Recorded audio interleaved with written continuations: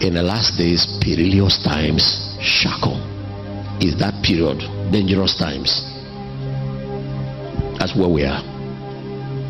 Of course, God controls the times and the seasons, and all of the times and seasons he controls and manipulates to line up with the counsel of his good will, because until his program is accomplished, the coming of Christ is hanging on certain issues. There are certain things that must take place before he comes. Most of them, in terms of what we call the signs of the time, has actually been fulfilled. Everything that is needed for the Antichrist to show up is already on the ground. We know that the Antichrist will be showing up from the United Nations of Europe, what you call the EU. We know that all the machineries they will use to give the marks of the beast and all that have been made. It's no more a hidden thing. These are not new.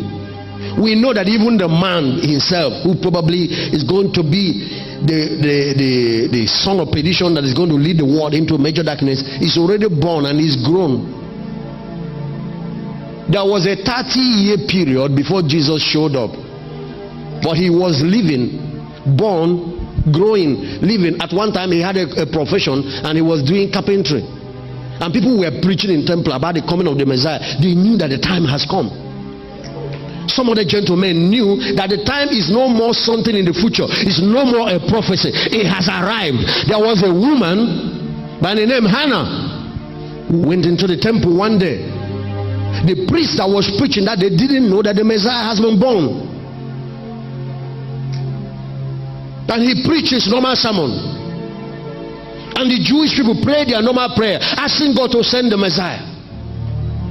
And this lady walked in. She's been a great intercessor, and that day they brought a child for dedication.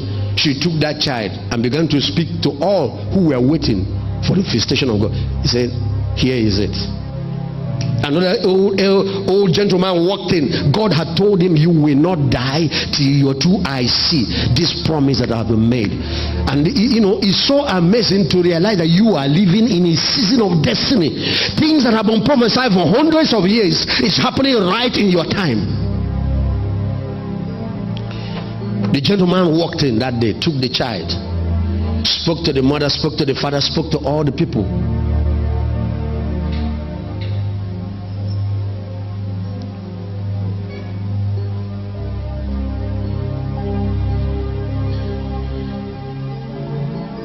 That's why you go now, churches are no more preaching about the second coming of Christ, because we're